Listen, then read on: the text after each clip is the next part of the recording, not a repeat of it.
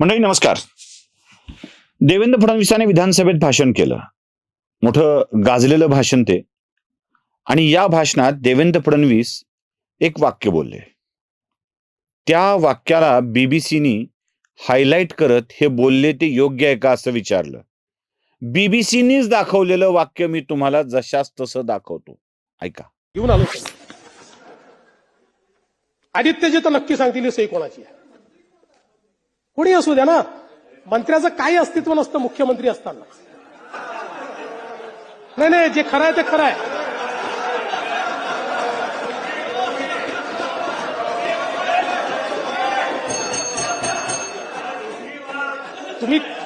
तुम्ही वेगळ्या पद्धतीने आनंदित होताय, पण मी सत्य तुम्हाला सांगतो की जेव्हा एखाद्या कॅबिनेटमध्ये मुख्यमंत्री असतात त्यावेळेस मुख्यमंत्रीच सर्वेसर्वा असतात, इतर कोणी नसतो.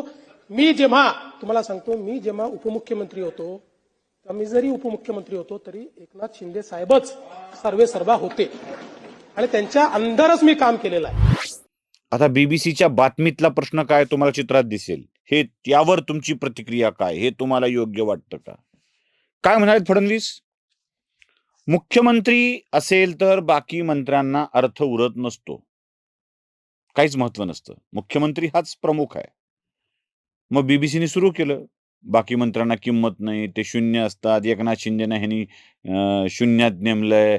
मग अजित पवारांच्या पत्नी सुनेत्रा पवार यांची किंमत त्यांच्या लेखी शून्य आहे. सुरू झालं ना, फडणवीसांच्या लेखी शून्य आहे.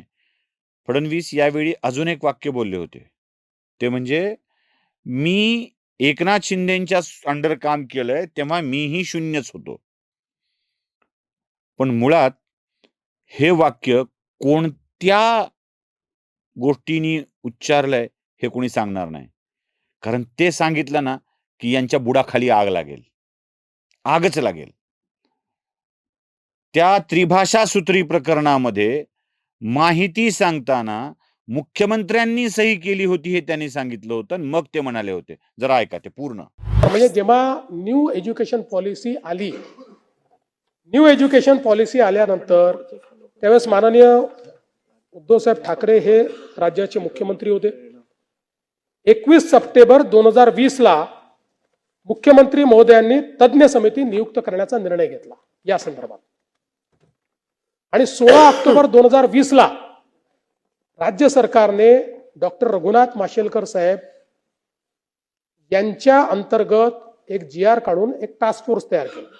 14 सप्टेंबर 2021 रोजी या समितीने माननीय मुख्यमंत्री उद्धवसाहेब ठाकरे यांना 101 पानाचा अहवाल सादर केला. माननीय उद्धवजींनी निर्देश दिले की समितीने सादरीकरण केले आणि शिफारसी सूचनांची त्वरित अंमलबजावणी करण्याची कारवाई राज्य सरकारच्या वतीनं करण्यात येईल असे त्या ठिकाणी सांगितलं. माननीय मुख्यमंत्री महोदय असं म्हणाले, बदलत्या काळात डिजिटल शिक्षण, परदेशी भाषांचे शिक्षण आवश्यक आहे. त्यामुळे या शिफारसीप्रमाणे लवकरात लवकर अंमलबजावणी करून महाराष्ट्राला शैक्षणिक दृष्ट्या प्रगतीपथावर ठेवण्यासाठी सर्व उपाययोजना करण्यात येतील. किती चांगलं त्यांनी सांगितलं. हा अहवाल सादर झाल्यानंतर तो 20 जानेवारी 2022 रोजी मंत्रिमंडळापुढे आला. आता त्याचं इतिवृत्त मी घेऊन आलोय. विषय क्रमांक 5, डॉक्टर माशेलकर समितीचा अहवाल अवलोकनार्थ सादर. सदर धोरणाची अंमलबजावणी करण्यासाठी कार्यगट स्थापन. समितीच्या शिफारसीनुसार प्रस्तावित कारवाईस मान्यता. सही कोणाची आहे हे घेऊन आलो सही. आदित्यजी तर नक्की सांगतील ही सही कोणाची आहे. कोणी असू द्या ना, मंत्र्याचं काही अस्तित्व नसतं मुख्यमंत्री असताना. नाही, जे खरं आहे ते खरं आहे.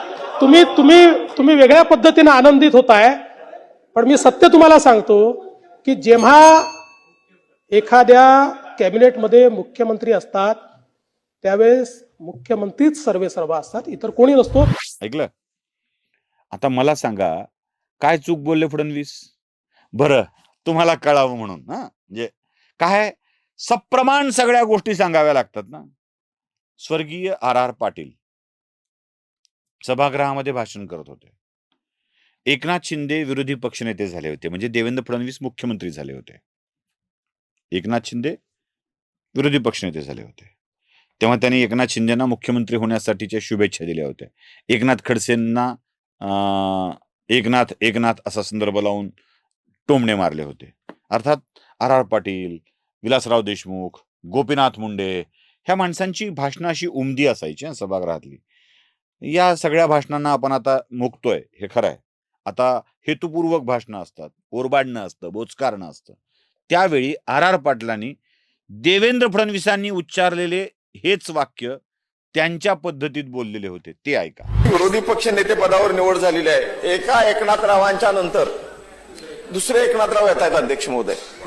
आता या पुढच्या काळामध्ये एकनाथ हे नाव विरोधी पक्ष नेत्या पदासाठी आवश्यक आहे का, असंही होऊ शकेल अध्यक्ष महोदय. पण अध्यक्ष महोदय, विरोधी पक्ष नेता हा भावी मुख्यमंत्री मानला जातो.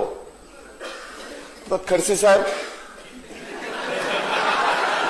त्या बाजूला उभा राहून सुद्धा आपण अनेक वेळा सांगितलं होतं आमचं सरकार येणार आहे. विरोधी पक्ष नेता हा भावी मुख्यमंत्री असतो हे लोकशाहीत सगळीकडे मानलं जातं अध्यक्ष महोदय. पण खडसे साहेब, आपल्याला किमान 2 नंबरची खुर्ची मिळालेली आहे. मी सुद्धा त्या खुर्चीवर 4 वर्षे बसलोय. होय अध्यक्ष महोदय, मी एकच सांगतो, लोकशाहीत जे मंत्री आता झालेत त्यांना मी अगदी अनुभवाचे बोल सांगतो, एकच नंबर खऱ्या अर्थाने असतो. बाकी 2, 3, 4, 5 याला काही अर्थ नसतो अध्यक्ष महोदय. ऐकलं? म्हणजे 1 नंबर 2 नंबर काही नसतं. जे काय असतं ते 1 नंबर 2 नंबरला काहीच अर्थ नसतो. मुख्यमंत्री सर्वस्व आहे. मंत्रिमंडळाचा प्रमुख, मंत्रिमंडळाचं अस्तित्व हे मुख्यमंत्र्यांवरती असतं, बाकी कोणावर नाही. मुख्यमंत्र्यांचा राजीनामा हा मंत्रिमंडळाचा राजीनामा स्वीकारला जातो. मंत्री कोण असावा, कोणता विभाग त्याच्याकडे असावा हे मुख्यमंत्री ठरवतो.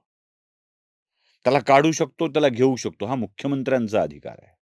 म्हणून फडणवीस असं बोलले. हेच वाक्य आर पाटील बोलले होते. पण या वाक्याला ट्विस्ट करून ज्या स्वरूपात मांडलं जात आहे ना, त्यातले हेतू BBC सारख्यांचे लक्षात येतात. देवेंद्र फडणवीसांनी या भाषणात उद्धव ठाकरेंना उघडं केलं होतं. हे होऊ नये यासाठीच BBCनी हा चाटाळपणा केलाय असं मला तरी वाटतं. तुम्हाला काय वाटतं नक्की कळवा. लाईक, शेअर, सबस्क्राईब करायला विसरू नका. धन्यवाद. जागृतीचा विधायक बुरुज NLighter News.